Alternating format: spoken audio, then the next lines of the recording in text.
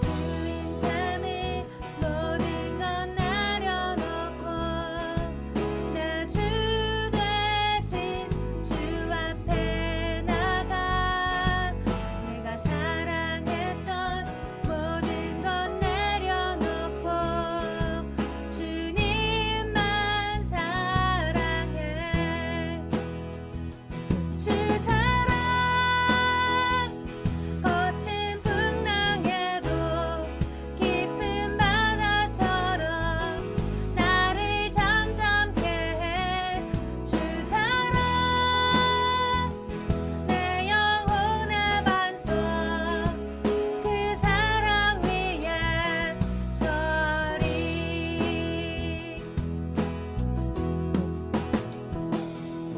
내가 주인 삼은 모든 것 내려놓고 내 주 대신 주 앞에 나가 내가 사랑했던 모든 것 내려놓고 주님만 사랑해.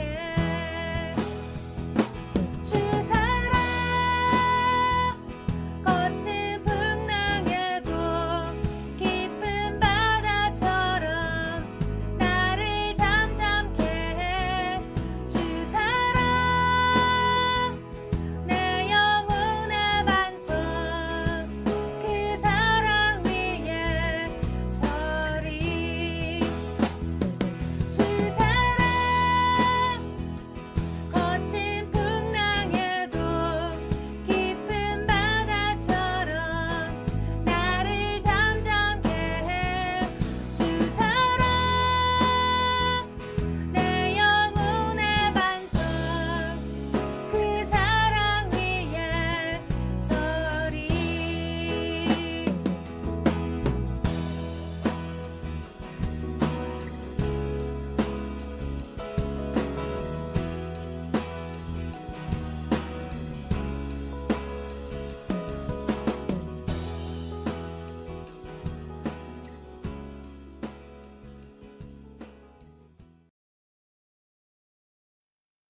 하늘에 계신 우리 아버지여, 이름이 거룩히 여김을 받으시오며 나라의 임하옵시며 뜻이 하늘에서 이룬 것 같이 땅에서도 이루어지이다. 오늘날 우리에게 일용할 양식을 주옵시고 우리가 우리에게 죄 지은 자를 사하여 준 것 같이 우리 죄를 사하여 주옵시고 우리를 시험에 들게 하지 마옵시고 다만 악에서 구하옵소서. 대개 나라와 권세와 영광이 아버지께 영원히 있사옵나이다. 아멘.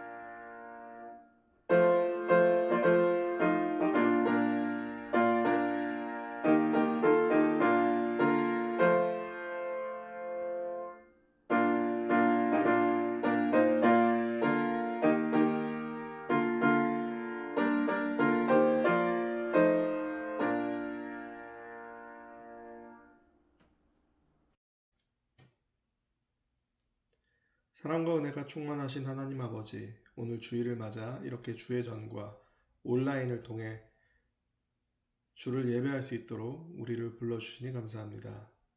예배하는 장소에 관계없이 모든 사람이 마음과 뜻과 정성을 모아 예배하도록 인도하시고 우리의 예배를 받아주시옵소서. 하나님, 감사하게도 우리 고국과 이곳 미국은 전염병 확산세가 다소 진정이 된 모습입니다. 그러나 아직도 전 세계 곳곳에서 신규 확진자가 많이 발생하고 있습니다. 주님, 긍휼을 베풀어 주시어 온 세상이 하루빨리 이 전염병 위기를 벗어날 수 있도록 인도해 주시옵소서. 그리하여 모든 사람들이 건강에 대한 우려 없이 주의 전에 다시 모여 예배하는 날이 속히 오기를 원합니다. 장기화되고 있는 코로나 사태로 인해 혹시 직장에서나 사업장에서 어려움을 겪고 있는 성도들이 있습니까? 주께서 길을 열어주시어서 모든 문제가 해결받게 하시옵소서. 주여, 주의 건속들 가운데 질병으로 고통받는 이들이 있습니다. 각 사람에게 치료의 은사를 베풀어 주시어서 속히 낫게 하시고 다시 주께 나와 예배하도록 인도해 주시옵소서. 주여, 작년에 이어 올해도 많은 가정들이 다른 지역으로 이주하고 있습니다. 주께서 그들이 가는 발걸음을 인도해 주셔서 새로운 곳에서 잘 정착할 수 있도록 도와주시고 그들이 어디로 가든지 삶의 중심이 될 수 있는 건강한 교회를 만나게 해주시어 승리하는 신앙생활 할 수 있도록 이끌어 주시옵소서. 주여, 주의 일을 열심히 감당하던 가정들이 떠나면서 교회에 주의 일을 할 일꾼들이 부족합니다. 주여, 사랑의 교회가 주께서 기뻐하시는 일을 감당하는 데 부족함이 없도록 새로운 일꾼들을 많이 보내주시어서 이 교회가 주님 오시는 그날까지 지역사회를 위한 빛과 소금의 역할을 감당하는 데 부족함이 없도록 인도하여 주시기 원합니다. 올해는 교회의 안팎에서 많은 변화가 이루어지고 있습니다. 교회 리더들에게 믿음 주시고 지혜 주셔서 교회를 향한 주의 선하시고 완전하신 뜻이 무엇인지 분별하여 주의 교회를 잘 세워갈 수 있도록 지켜주시고 큰 상급으로 갚아주시길 원합니다. 주님, 여러 어려움이 있는 가운데서도 주께서 성도들에게 감동을 주시어 선교지에 또 하나의 교회를 세울 수 있도록 허락하시니 감사합니다. 세워지는 교회를 통해 더 많은 사람들이 복음을 접하고 그들의 삶이 변화되어 구원받게 해주시기 원합니다. 주님, 이제 주님의 말씀을 듣는 시간입니다. 주께서 귀 쓰시는 박성일 목사님이 기도와 사랑으로 준비한 말씀을 모든 사람이 아멘으로 받아 하나님께 영광을 올리게 해주시고 그 말씀대로 세상을 살며 결실하게 하옵소서. 시간 관계상 아르지 못한 것들도 각 사람의 필요를 아시는 주께서 가장 좋은 때, 가장 좋은 곳으로 역사해 주시옵소서. 모든 말씀 우리를 사랑하시는 예수 그리스도의 이름으로 기도드렸습니다. 아멘.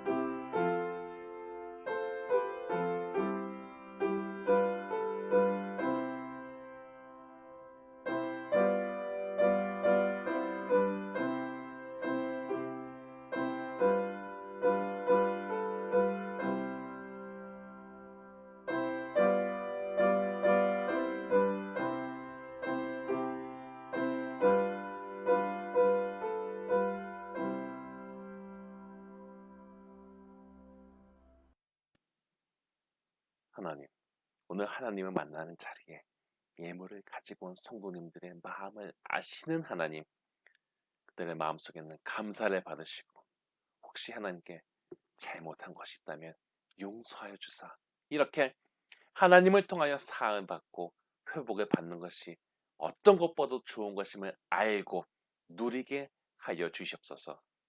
하나님 우리에게 좋은 것을 주시기 원하시는 분이시오니 우리 또한 가진 것 중에 좋은 것으로 하나님께 나아가게 하옵시고, 이 어려운 시간 중에 하나님의 축복과 도움이 필요한 가정이 있다면 인내하게 하시고 마침내 좋은 날들을 보게 하여 주시옵소서. 어려운 시간 속에서도 선교지를 도와주시고 선교지에 지어질 교회에도 하나님의 놀라운 은혜와 개입하심이 있게 하여 주시옵소서. 지금까지 지내온 것도 주님의 크신 은혜이기에 감사하는 마음으로 주님을 신뢰하는 복된 성도님들을 지켜주시옵고 그 믿음 더 굳센 인생들이 되게 하여 주시옵소서. 오늘 하나님께 바쳐진 예물을 축복하시고 거기에 담겨있는 믿음과 사랑을 기억하여 주시옵소서. 감사합니다. 예수님의 이름으로 기도합니다. 아멘. 그 해상기한의 천재 태쌍둥이가 있었는데 먼저 나온 자는 붉고 전신이 털어 같아서 이름을 에서라 하였고 후에 나온 아우는 손으로 에서의 발꿈치를 잡았으므로 그 이름을 야곱이라 하였으며 리브가가 그들을 낳을 때 이삭이 60세였더라. 그 아이들이 장성함에 에서는 익숙한 사냥꾼이었으므로 들사람이 되고 야곱은 조용한 사람이었으므로 장막에 거주하니 이삭은 에서가 사냥한 고기를 좋아함으로 그를 사랑하고 리브가는 야곱을 사랑하였더라. 야곱이 죽을 수 없더니 에서가 들에서 돌아와서 심히 피곤하여 야곱에게 이르되 내가 피곤하니 그 붉은 것을 내가 먹게 하라 한지라. 그러므로 에서의 별명은 에돔이더라. 야곱이 이르되 형의 장자의 명분을 오늘 내게 팔라. 에서가 이르되 내가 죽게 되었으니 이 장자의 명분은 내게 무엇이 유익하리요. 야곱이 이르되 오늘 내게 맹세하라. 에서가 맹세하고 장자의 명분을 야곱에게 판지라. 야곱이 떡과 팥죽을 에서에게 주매 에서가 먹으며 마시고 일어나 갔으니 에서가 장자의 명분을 가볍게 여김이었더라.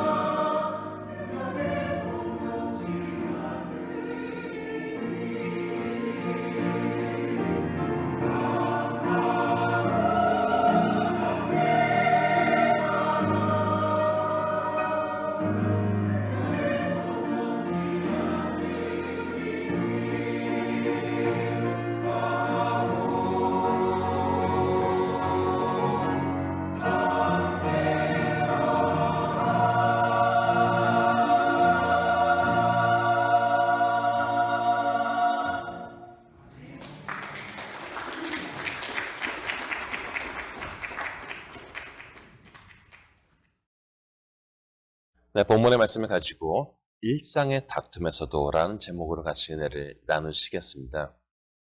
제가 한창 클 때 많이 먹었던 걸로 기억을 합니다. 1년에 10cm씩 키가 크고 10kg씩 몸무게가 불던 시절이었습니다. 부모님 이렇게 간식을 많이 사주신 않으셔서 주로 부모님께서 잠자리에 드신 다음에 라면을 끓여 먹었습니다.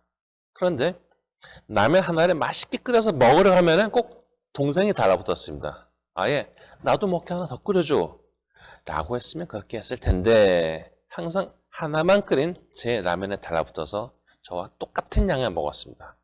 처음에는 면을 먹다가 그러다가 국물을 이렇게 퍼서 먹다가 그러다 딱 한 숟가락 남으면 동생이 하던 말이 있습니다. 에이, 다 먹어라! 이런 식으로 형제나 자매 간에 티격태격하는 모습은 어느 집에서나 발견할 수 있지 않습니까? 언니가 새로 산 드레스를 동생이 몰래 입고 나갔다가 옷에 물 묻혀 입고 와갖고 싸운 기억을 가진 여자들도 많이 있을 것입니다. 어느 집에서나 발생할 수 있는 일상 일들이죠. 하나 더 이야기해 볼까요? 제가 어린 시절에 골목길을 걷다가 어느 집에서 들려온 소리를 듣게 되었는데 그것은 엄마가 딸에게 하는 소리였습니다. 이런 밥통! 이렇게 하면 집 나가! 이건 그래도 부드러운 표현입니다. 남편이나 자식에게 나가 죽어라고 저주하는 사람도 있었습니다. 성경에 보면 그런 사람이 있죠.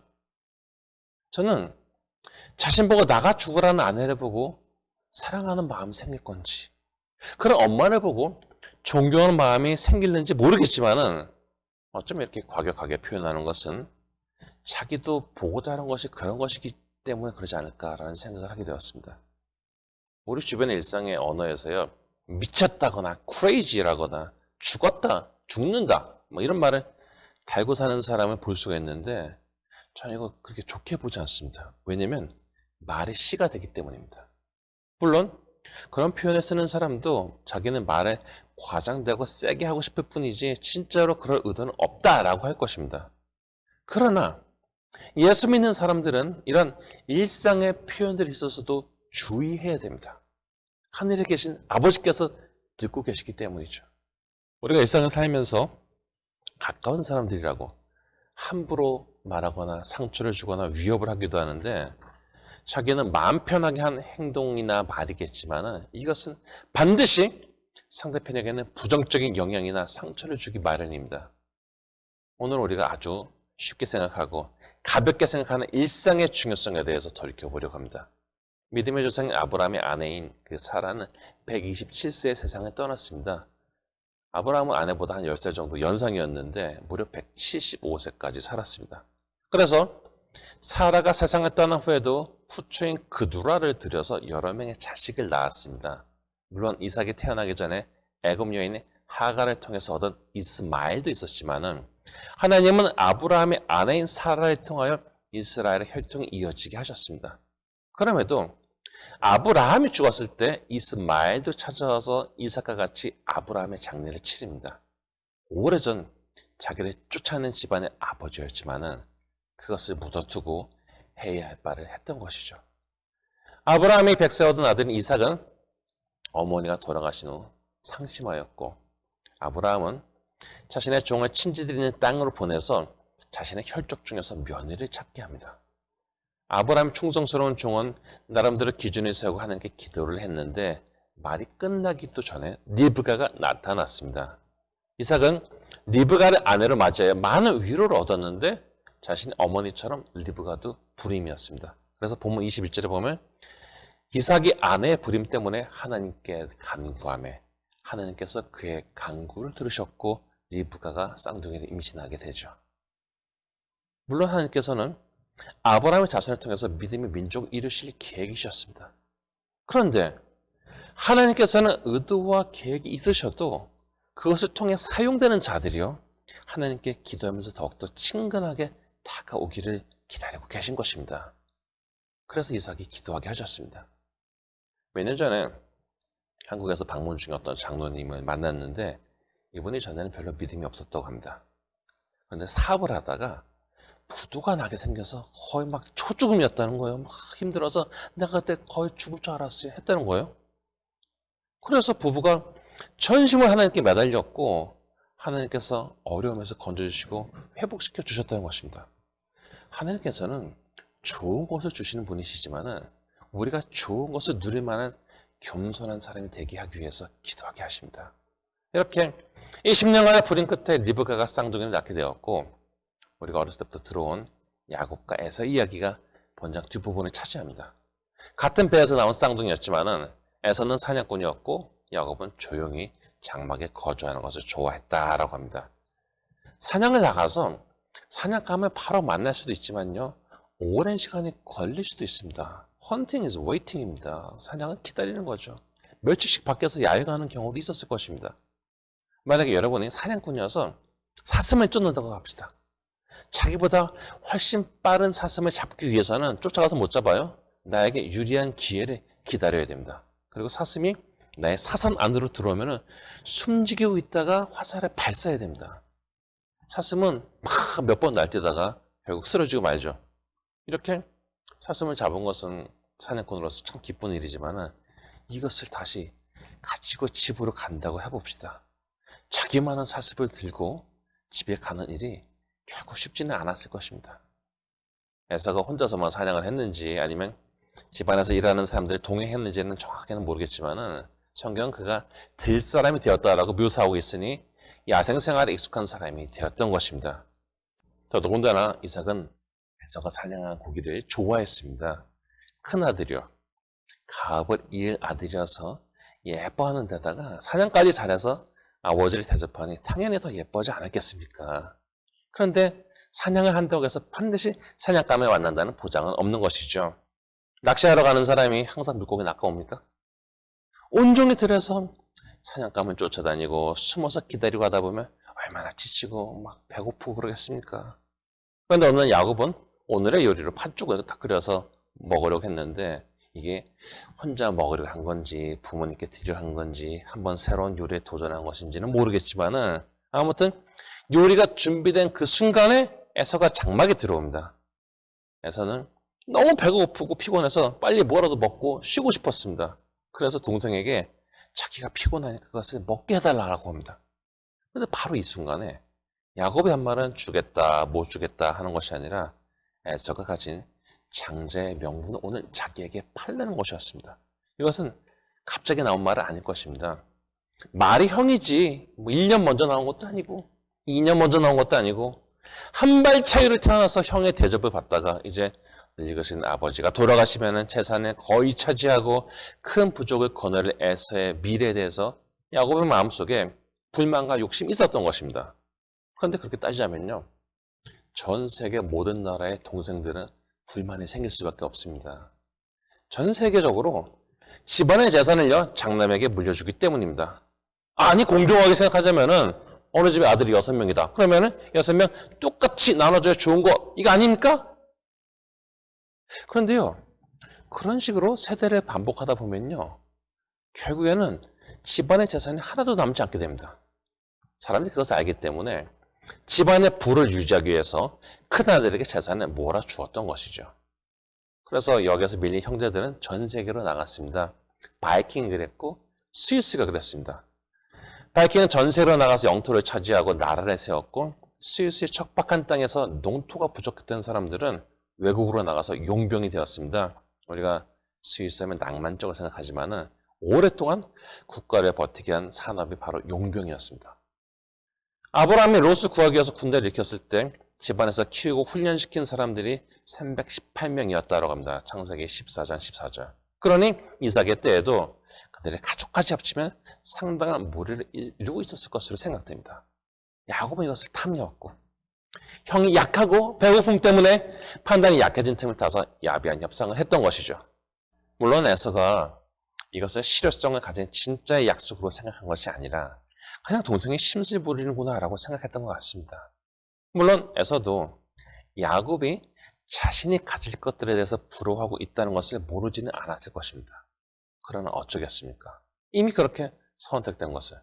에서는 사람들 다 모아놓고 동물의 각을 뜨면서 하나님 앞에 하는 약속도 아니고 축하나 놓고서 하는 말에 대해서 가볍게 생각하고 내가 죽게 되었으니 이 장자의 명분이 나한테 무슨 유익이 있겠냐 라고 합니다. 그래서 야곱은 집요하게 에서가 맹세하게 하고요. 심지어는 에서는 맹세할게 라고까지 하죠. 물론 에서는 진심에 담아 맹세한 것은 아니었습니다. 그냥 죽 먹으려고 동생의 요구에 맞춰줬던 거죠.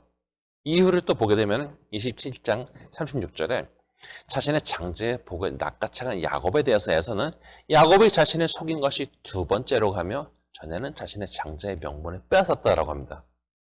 야곱이 상대편이 약한 틈을 타서 장자의 명분을 얻은 것에 대해서 성경은 야곱이 야비하다거나 악하다고 적고 있지 않습니다. 야곱은 나중에 변장까지 하고서 형의 것을 뺏어가지만은 자기가 찾아간 삼촌 라반은 자기보다 훨씬 더 높은 수의 야비함을 가졌던 사람입니다.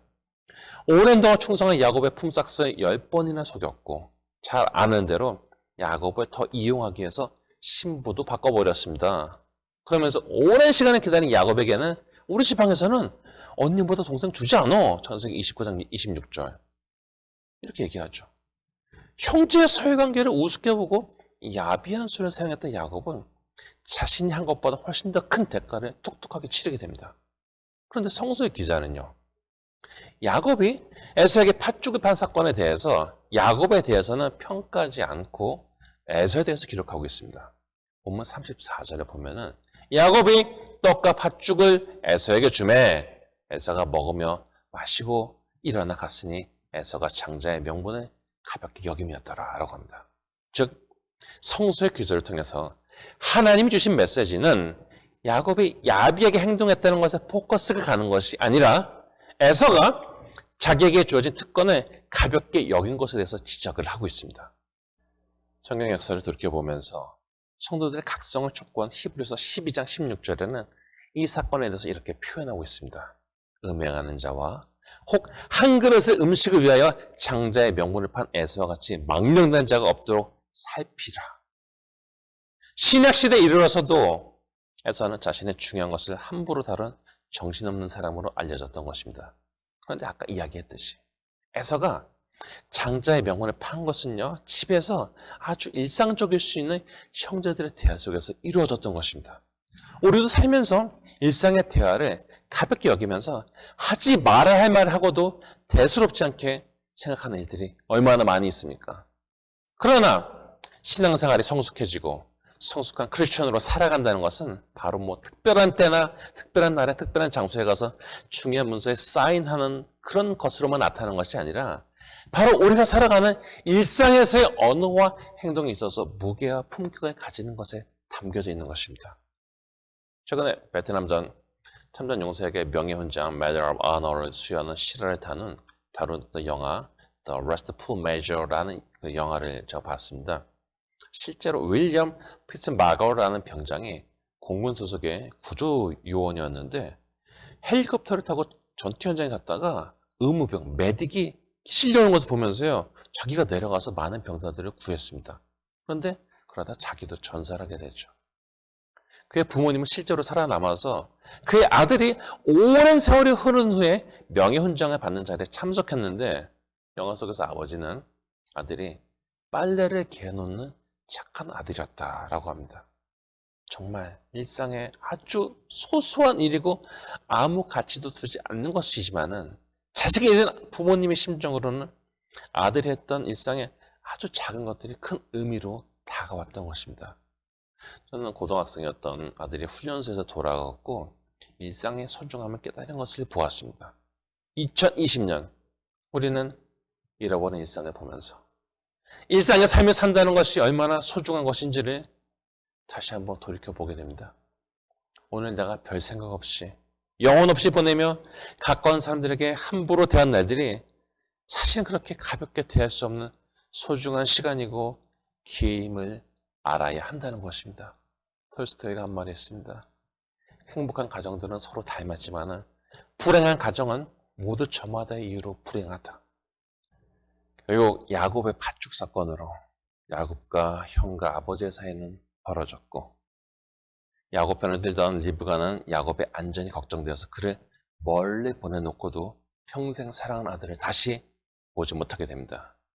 행복한 가정, 행복한 인생, 행복한 크리스천이 되고 싶다면 어떤 화려한 말이나 그럴듯한 말로 자신을 포장하기보다는 일상의 가정생활이나 교회생활이나 직장에서 하지 말아야 할 말을 하지 말고 가까이 있는 사람을 소중히 대하며 일상에 대해서 감사하게 대할 줄 알아야 됩니다. 물론 가까운 사람과 다툼이 있을 수도 있습니다. 그러나 가깝다고 해서요, 자신이 다른 곳에서 가져온 스트레스를 그 대상에게 풀거나 함부로 말한다면 가장 가까운 사람에게 회복시키기 어려운 상처를 주고 있는 것이죠. 아까 인용한 히브리서 12장 16절 전절의 15절에는 너희는 하나님의 은혜에 이르지 못하는 자가 없도록 하고 또 쓴뿌리가 나서 괴롭게 하여 많은 사람이 이로 말미암아 더럽게 되지 않게 하며 라고 하는데, 내가 바로 일상에서 쉽게 뱉어버린 말이 가까운 사람의 영혼에 쓴뿌리의 씨앗을 뿌리는 것과 같은 것입니다. 예수님은 어린아이 하나를 세우시고 누구든지 내 이름으로 이런 어린아이 하나를 영접하면 곧 나를 영접함이니 마태복음 18장 5절라고 하셨습니다. 일상에서 어린아이 하나를 마주친다는 것은 얼마나 사소한 일입니까? 그러나 예수님은 이렇게 사소한 일에도 신앙적인 태도를 가지고 살아야 함을 알게 하셨습니다. 우리는 겉으로는 큰 명분을 외치지만은 가까운 사람에게 상처를 주고 신뢰를 잃어버리는 사람들을 볼 수가 있는데, 주님은 거창한 구호나 운동 속에 계신 것이 아니라 나의 마음에, 나의 가정에, 나와 가까이 있는 사람에게 거하십니다. 가깝다고 함부로 말하거나 거짓말하거나 전혀 신앙적이지 않은 말로 상대를 기만하지 말고 자신에게 주어진 것을 소중하고 귀하게 여기며 은혜의 말을 하는 지혜 있는 성도가 되어야 할 것입니다. 더더군다나 어려운 일상의 상황 속에서 우는 소리나 부정적인 분석을 못할 사람 어디에 있겠습니까? 그러나 자꾸 소망적인 말을 하고 믿음의 용기를 불어주는 말을 입에 달고 살 때 결국 그러한 말들이 자신에게 축복으로 흘러갑니다. 자신의 일상의 언어에서 그리스도의 향기를 풍기는 성도가 되시기를 축복합니다.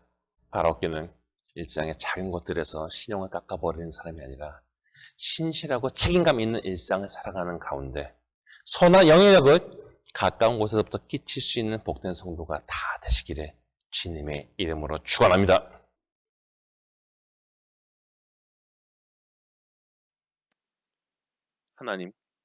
하나님 우리가 하는 말과 행동을 다 보시는 분이시며 심지어는 우리의 중심을 보시는 분이십니다. 하나님을 두려워할 줄 알고 함부로 말하거나 주님께 기쁨이 되지 않는 일들은 하지 않게 하여 주시옵소서. 요셉이 유혹을 받으면서도 하나님을 의식했듯이 밤과 낮으로 우리를 지켜보시는 하나님을 의식하며 살게 하옵시고, 일상에서 지금까지 우리가 자기 성질이나 편한 대로 함부로 했던 것들을 용서하여 주시옵소서. 우리는 하나님의 자녀로 선택받았고 구원의 길로 부르심을 받았습니다. 그러니 이러한 좋은 것들을 받은 자들로서 또한 하나님이 기대하시는 성도로서 여기에 부합한 인생을 살게 하여 주시옵소서. 때로는 우리에게 주신 것들을 감사하지 못하고 가볍게 여기는 일들이 있었다면 오늘 말씀을 통하여 다시 한번 마음에 파수꾼을 세우게 하옵시고, 이제는 덕이 되고 믿는 사람으로서의 무게와 책임감을 드러내는 말들을 하게 하시고 성령의 임재하심 속에 주님의 권위가 함께하는 사람이 되게 하여 주시옵소서. 다시 한번 우리에게 구원의 길을 열어주신 예수님의 보혈을 귀하게 여기고 여기에 감사하고 감격하여 주님 위해서 헌신하고 충성할 수 있는 성도가 되게 하옵시고, 우리에게 주어진 길에 끝까지 걸어 나갈 수 있는 굳건함을 더하여 주시옵소서. 예수님의 이름으로 기도합니다. 아멘.